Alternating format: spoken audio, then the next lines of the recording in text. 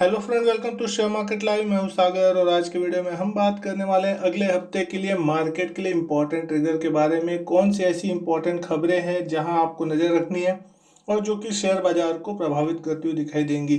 तो दोस्तों, अगले हफ्ते कौन कौन सी इंपॉर्टेंट ट्रिगर है, सबसे पहले अगर हम बात करते हैं तो यूएस में जो स्टिमुलस पैकेज आने वाला है दूसरा, उसके बारे में हम बात करेंगे। जैसे कि आप सबको पता है कि मई में जो है $3 ट्रिलियन का अमेरिका में पहला जो था स्टिमुलस पैकेज आता हुआ दिखाई दिया था। और उसके बाद फाइनली अब जो है सेकंड स्टिमुलस पैकेज की बात चलती हुई दिखाई दे रही है, जो कि बहुत ही इंपॉर्टेंट होती दिखाई दे रही है। पिछले हफ्ते की अगर हम बात करें तो डेमोक्रेटिक और रिपब्लिकन जो अमेरिका की दो बड़ी पार्टी है उनके बीच जो है नेगोशिएशन चल रही थी और वो नेगोशिएशन अभी पूरी तरीके से कंफर्म नहीं हुई है। लेकिन उम्मीद लगाई जा रही है कि ये बहुत ही जल्द जो है डील पूरी होती हुई दिखाई दे सकती है और सेकंड स्टिमुलस पैकेज जो है अमेरिका में आ सकता है। जैसा कि आपको पता है कि दुनिया की सबसे बड़ी इकोनॉमी अमेरिका और कोविड-19 के पेंडेमिक से निपटने के लिए यहाँ पे फिर से सेकेंड जो है आपको स्टिमुलस पैकेज आता हुआ दिखाई दे सकता है। नवंबर में जो है वहाँ पे प्रेसिडेंशियल इलेक्शन है। तो दोस्तों, अगर ऐसी कुछ भी चीज़ होती है तो ये ओवरऑल जो सेंटिमेंट है पूरे दुनिया भर का और साथ ही साथ यूएस मार्केट का ये लिफ्ट कर सकता है और इसके कारण एक अच्छी खासी जो तेजी है फिर मार्केट में देखने को मिल सकती है। और खासकर ये बहुत ही ज़्यादा पॉजिटिव होगा सेंटिमेंट के लिहाज से, जिसका सभी लोग लगभग इंतजार कर रहे हैं। तो अब देखना होगा कि क्या अगले हफ्ते ये स्टिमुलस पैकेज आता हुआ दिखाई देता है या नहीं दिखाई देता। सेकंड नंबर में बात करें तो अब जो है Q1 की जो अर्निंग है उसकी कंपनी की बात करते हैं। तो 700 कंपनियां हैं जो लगभग आपको अगले हफ्ते अपने रिजल्ट पेश करती हुई दिखाई देंगी, जिसमें से मैक्सिमम मिड कैप और स्मॉल कैप कंपनियां हैं। बड़ी बड़ी जो कंपनियां उन्होंने अपने लगभग नतीजे पेश कर दिए, लेकिन निफ्टी के कुछ बड़े और जो बड़े दिग्गज कंपनियों की अगर हम बात करें तो bank of Baroda, Titan, BPCL, Hindalco, NTPC और window pharma, Eicher motor, GAIL, Power Grid, Grasim, Hero MotoCorp और साथ ही साथ में मिड कैप और कुछ अलग कंपनियों में अगर हम बात करें तो बॉश, अवन ऑफशोर, एस्को नोबल, एस्ट्राजेनेका और ऐसी बहुत सी कंपनियों की लिस्ट है जो कि अगले हफ्ते अपने नतीजे पेश करते हुए दिखाई देगी। तो जिसका सीधा सीधा इम्पैक्ट जो है मार्केट पे होता हुआ दिखाई देगा। तो आपको इन कंपनियों के नतीजों पे भी नजर रखनी है। साथ ही साथ अगर हम बात करें तो तीसरी जो इम्पोर्टेंट टेंशन की बात चल रही है वो यूएस चाइना टेंशन के बीच चल रही है। जैसा कि आपको पता है कि भारत ने पहले 59 चाइनीज ऐप पे बैन लगाया था। तो अब पूरे दुनिया भर के जो देश है भारत के नक्शे कदम पे चलने की कोशिश करते हुए दिखाई दे रहे हैं। और जब अमेरिका से अब जो खबर निकल के आ रही है कि अमेरिका भी बहुत जल्द वहां पे वी चैट और टिकटॉक जैसे एप्लीकेशन को बैन करने की तैयारी में है। और इसके कारण क्योंकि अमेरिका भी ये कह रहा है कि जिस तरीके से चाइनीज ऐप जो है नेशनल सिक्योरिटी के लिए वहां पे खतरा होते हुए दिखाई दे रहा है और डेटा से रिलेटेड जो भी इंपॉर्टेंट इन्फॉर्मेशन है वो उनके लिए खतरनाक सिद्ध हो सकती है। तो अब वो सारी चीजें आपको देखने को मिल रही है जो कि यूएस चाइना के बीच टेंशन बढ़ाती हुई दिखाई दे रही है। अब दुनिया में अगर ऐसा होता है कि वो इस टाइप के एप्लीकेशन बैन करते हैं तो उसका सीधा सीधा इम्पैक्ट जो है ग्लोबल इकोनॉमी पे, ग्लोबल मार्केट्स पे पड़ता हुआ दिखाई देगा। और अगर चाइना की तरफ से किसी प्रकार की कोई रिटेलिएशन आती है तो फिर ये सारी चीज़ें जो टेंशन है वो मार्केट को पसंद नहीं आएगी और ये सारी चीज़ें जो है मार्केट के लिए नेगेटिव इम्पैक्ट डालती हुई दिखाई देगी। तो अब आगे देखना होगा कि किस तरीके से जो है यूएस चाइना के बीच की टेंशन जो है आगे पैन आउट होती हुई दिखाई देती है। अब बात करते हैं चौथे नंबर पे। तो अगले हफ्ते जो है तो दोस्तों बहुत ही ज़्यादा इंपॉर्टेंट डेटा जो है वो रिलीज होते हुए दिखाई देंगे। गवर्नमेंट जो है आईआईपी के जो डेटा है वो आपको ट्यूसडे के दिन जो है वो आपको आते हुए दिखाई देंगे जून महीने के।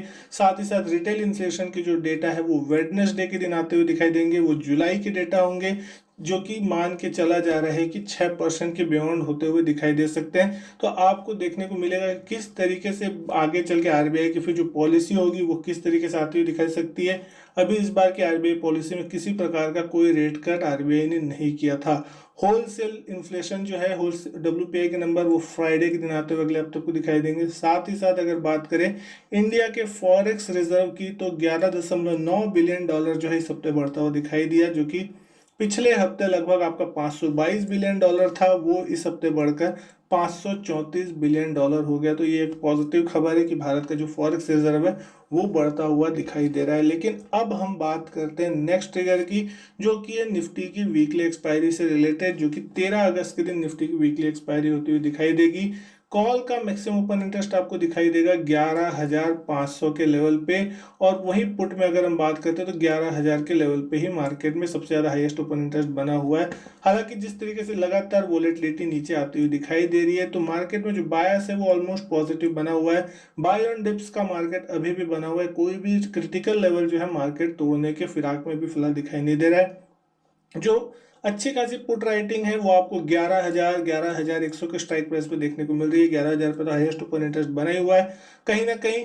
तो 11,000 जो होगा एक अच्छे खासे स्ट्रॉन्ग सपोर्ट के रूप में कामकाज करेगा, जहां लगभग 29 लाख शेयर के आसपास का ओपन इंटरेस्ट आपको दिखाई दे रहा है। तो जब तक 11,000 और इवन 10,900 को अगर एक स्ट्रॉन्ग बेस मान लिया जाए, तो जब तक ये लेवल नहीं टूटता तब तक आपको मार्केट में कोई कमजोरी देखने को नहीं मिलेगी। तब तक आपके लिए बाय ऑन डिप्स का मार्केट बना हुआ है। लेकिन अपसाइड में रेजिस्टेंस की बात करें तो 10,200 11,200 11,300 के आसपास, और 11,500 की स्ट्राइक प्राइस जो है उसमें सबसे ज्यादा हाईएस्ट ओपन इंटरेस्ट बना है। उसके बाद 11,300 के लेवल पे बना है। तो 11,250 11,300 ये हर्डल जोन बनता हुआ दिखाई दिया है, जहां पे निफ्टी जाता है, अटकता है, और वहां पे थोड़ी प्रॉफिट बुकिंग का सिलसिला देखने को मिल रहा है।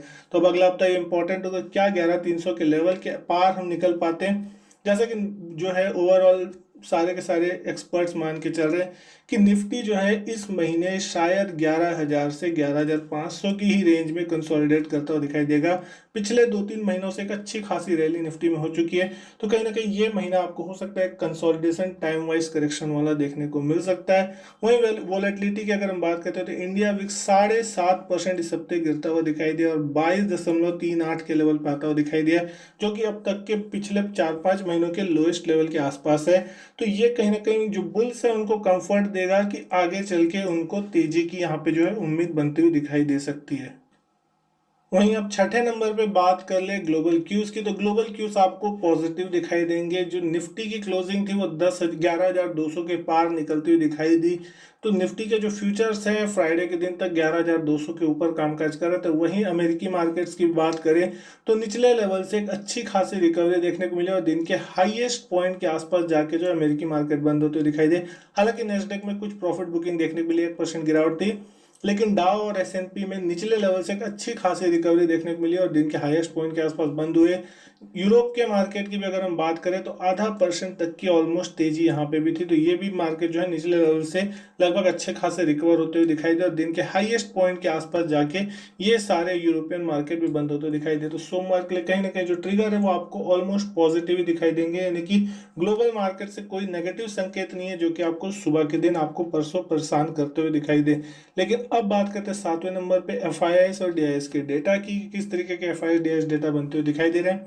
तो इस महीने मंथ टिल डेट की अगर हम डेटा की बात करते हैं, 9,496 करोड़ की एफआईआईस ने मार्केट में बाइंग की। हालांकि इसमें से जो बंधन बैंक की डील थी उसके एक बड़े नंबर आपको देखने मिले। 3 अगस्त के दिन 7,800 करोड़ के आसपास, 4 अगस्त के दिन हमने देखा 703 करोड़ की बाइंग, 5 अगस्त के दिन 60 करोड़ की एक छोटी सी सेलिंग के नंबर थे, 6 अगस्त के दिन लगभग 637 करोड़ की बाइंग और 7 अगस्त के दिन भी लगभग 400 करोड़ के आसपास की बाइंग। तो लगभग एफआईआईस की तरफ से हर दिन लगभग बाइंग के फिगर देखने को मिला। लेकिन डीआईएस की अगर हम बात करें, पूरे पिछले हफ्ते डीआईएस ने मार्केट में सेलिंग किए।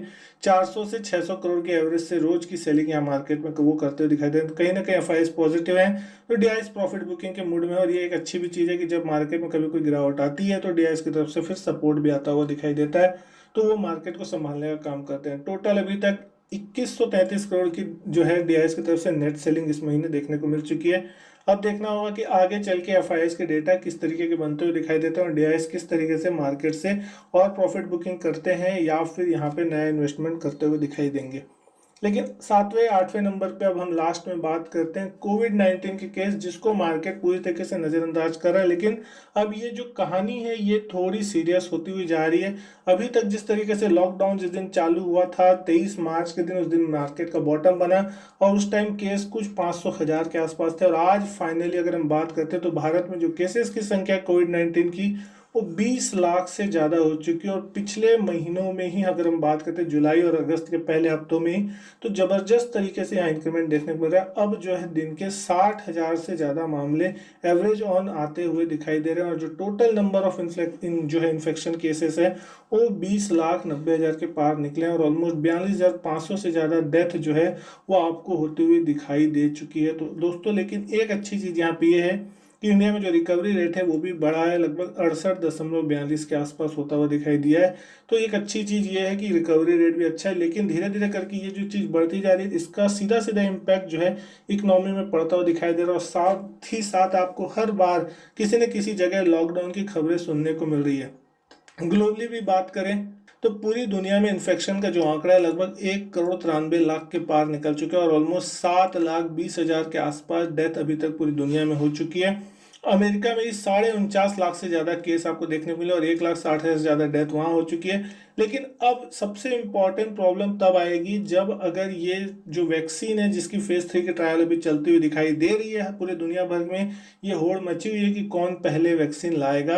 अब वैक्सीन की टाइमिंग और उसके जो प्रभाव है उसके ऊपर डिपेंड करता है कि वो कितनी ज़्यादा कारगर सिद्ध होगी और कब तक वो मार्केट में आती है। मार्केट ये मान के चल रहा है कि आज नहीं तो कल बहुत ही जल्द जो है वैक्सीन आती हुई दिखाई देगी, इसलिए मार्केट में इसका कोई इफेक्ट दिखने को नहीं मिल रहा है। लेकिन अगर वैक्सीन के आने में समय लगेगा और साथ ही साथ अगर लॉकडाउन इसी तरीके से फिर बढ़ता रहा और केसेस की संख्या यहाँ से कम नहीं हुई, क्योंकि अभी भी भारत में कहा जा रहा है कि भारत में कोरोना वायरस का पीक नहीं आया है, जैसा कि माना जा रहा था कि जुलाई 15-20 के आसपास जो है आपको कोरोना का पीक भारत में देखने को मिलेगा, लेकिन अगस्त आ गया, अभी भी कोरोना वायरस का पीक देखने को नहीं मिला है। तो अगर आगे चल के फिर कोई लॉकडाउन जैसी कोई बड़ी खबरें अगर सरकार की तरफ से लेने को मिलती है तो इसका फिर सीधा सीधा इम्पैक्ट जो है एक बार फिर से जर्क के रूप में मार्केट को लगता हुआ दिखाई दे सकता है। तो उस सारी चीज़ों के लिए भी आपको तैयार रहना चाहिए। ये चीज़ को आप नज़रअंदाज जरूर कर सकते हैं, लेकिन पूरी तरीके से यहाँ पे नेग्लेक्ट करना भी सही नहीं होगा। आपको सतर्कता जरूर बरतनी होगी कि अगर आपकी कोई हैवी पोजीशन है और अगर इस तरह की कोई नेगेटिव न्यूज़ कभी आ गई तो उस कंडीशन में आपका लॉस होना निश्चित हो जाएगा, क्योंकि उस कंडीशन में कोई gap up gap down opening हो गई गलती से तो आपकी पोजीशन जो है फिर बड़े लॉस पे जा सकती है। तो दोस्तों यहाँ पे अपनी पोजीशन हेजिंग के साथ रखें। मार्केट में कोई भी काम कर रहे हैं, हालांकि जो पॉजिटिव नज़रिया है वो अभी भी मार्केट में बना के चला जा रहा है, क्योंकि जो प्राइस टू अर्निंग रेशियो 30 के पार निकला है, लेकिन कंपनियों की अर्निंग लगातार डाउन होती जा रही है, जिसके कारण आपको पी है वो निफ्टी का वो ऊपर दिखाई दे रहा है। तो मार्केट जो है फ्यूचर को प्रिडिक्ट कर रहा है और फ्यूचर में मान के चल रहा है कि इससे अच्छा ही होगा आगे चल के सब कुछ। इसलिए मार्केट में जो बड़े इन्वेस्टर हैं या जो टैलेंटेड लोग हैं वो यहाँ पे अब बाइंग करते हुए दिखाई दे रहे हैं। तो दोस्तों अब देखना होगा कि ये सारी चीज़ें कितनी सही है कितनी गलत है, ये सब समय बताएगा आपको। उम्मीद करता हूँ दोस्तों आपको वीडियो पसंद आई होगी। वीडियो अच्छी लगी हो तो वीडियो को लाइक कीजिएगा, शेयर कीजिएगा दोस्तों के साथ। चैनल सब्सक्राइब नहीं किया है तो चैनल भी सब्सक्राइब जरूर कीजिएगा। इसी तरीके की और भी वीडियो मैं आपके लिए लाता रहूँगा। मैं आपसे मिलता हूँ अपने नेक्स्ट वीडियो में, तब तक के लिए good bye and thank you.